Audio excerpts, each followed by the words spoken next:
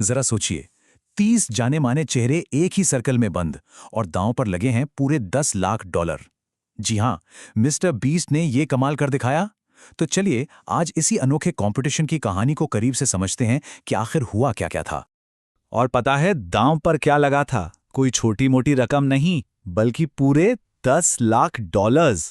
लेकिन सबसे बड़ी बात तो ये थी कि ये पैसा विनर की जेब में नहीं जाना था। नहीं, ये जाना था उनकी चुनी हुई चैरिटी को, मतलब खेल भी और नेकी भी। तो भाई इस घेरे में था कौन कौन? अरे हॉलीवुड के बड़े बड़े नाम थे। सोचिए, Kevin Hart, Paris Hilton, the chain smokers, ऐसे 30 सेलिब्रिटीज एक ही जगह पर, एक ही मकसद के साथ। और मिस्टर बीस्ट का रूल एकदम सिंपल और सीधा। जो भी इस सर्कल में आखिर तक टिक गया वो जीतेगा पूरे $10 लाख। बस, कोई दूसरा चांस नहीं, कोई बहाना नहीं।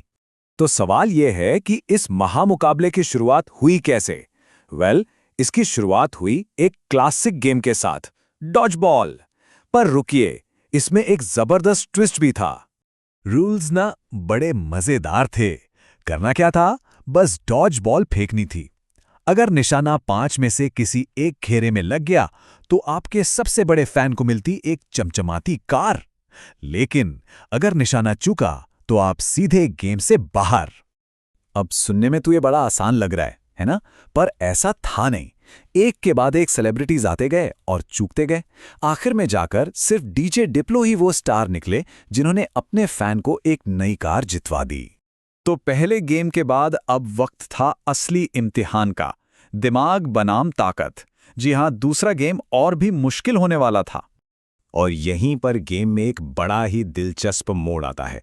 जो 26 सेलिब्रिटीज बचे थे, उन्हें चुनना था, क्या वो दिमागी खेल खेलेंगे या फिर अपनी फिजिकल स्ट्रेंथ दिखाएंगे, मतलब स्मार्ट या स्ट्रॉन्ग।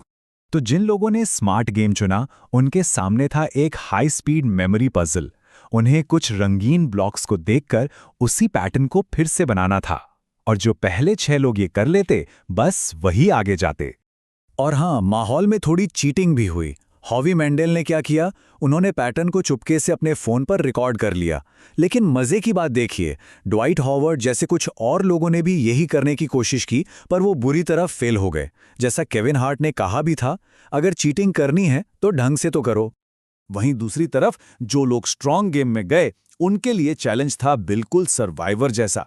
उन्हें बस एक पोल को पकड़कर लटके रहना था, जब तक कि वो लटके रह सकते थे। तो इन दो जोरदार चुनौतियों के बाद अब मैदान में सिर्फ 21 सेलिब्रिटीज बचे थे। कंपटीशन अब और भी तगड़ा हो चुका था। ओके, अब बारी थी गेम नंबर 3 की। और इस बार सेलिब्रिटीज को दिखानी थी अपनी कुकिंग स्किल्स। लेकिन रुकिए, ये कोई नॉर्मल कुकिंग शो बिल्कुल नहीं था। रूल्स एकदम सीधे थे। 3-3 लोगों की टीम बनानी थी, 1 घंटा मिलता और एक शानदार डिश तैयार करनी थी। और जज कौन थे? खुद पेरिस हिल्टन और फेमस शेफ जियाडा डी लॉरेंटिस। और हाँ, सबसे खराब डिश बनाने वाली 2 टीमें सीधे बाहर। और यहीं पर हॉवी मेंडल ने फिर से अपनी अतरंगी स्ट्रैटेजी दिखाई। उन्होंने क्या किया, दूसरी टीमों को परेशान करने के लिए सारे के सारे मशरूम ही छिपा लिए। उनका कहना था, ये तो स्ट्रैटेजी है। पर उनकी ये स्ट्रैटेजी बुरी तरह से पिट गई। उनकी टीम ने जो डिश पेश की, उसे जजों ने पू पू प्लैटर का नाम दे दिया और 30 में से दिए सिर्फ 1 नंबर। बस, इसी के साथ हॉवी और उनकी टीम का सफर खत्म हो गया। इसके बाद जो स्टेज आया वो शायद सबसे मुश्किल था, द क्यूब। एक ऐसी जगह जहां दोस्ती और टीम वर्क की कोई जगह नहीं थी। इसका रूल ना सच में दिल तोड़ने वाला था। 3 लोगों की टीम एक क्यूब के अंदर जाती थी, लेकिन फाइनल में सिर्फ एक ही जा सकता था। और वो एक कौन होगा, ये फैसला भी टीम को ही मिलकर करना था। और पता है फाइनल 3 कैसे डिसाइड हुए? बड़े ही अनोखे तरीकों से। ऑड्रे नूना ने ट्विस्टर खेलकर अपनी जगह बनाई। यंग ग्रेवी की किस्मत का फैसला तो एक छोटे से पपी ने किया कि वो किसके पास पहले जाएगा। और स्टीवो ने रॉकएम सॉकएम रोबोट्स का गेम जीतकर फाइनल में अपनी जगह पक्की कर ली।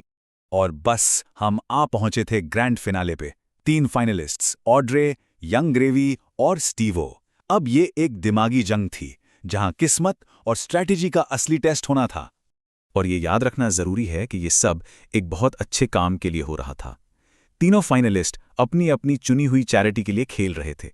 तो फाइनल गेम का रूल एकदम सिंपल था, पर टेंशन से भरपूर। सामने रखे थे 3 ब्रीफकेस, जिनमें से एक में थे $10 लाख। ऑड्रे ने सबसे पहले अपना ब्रीफकेस चुना।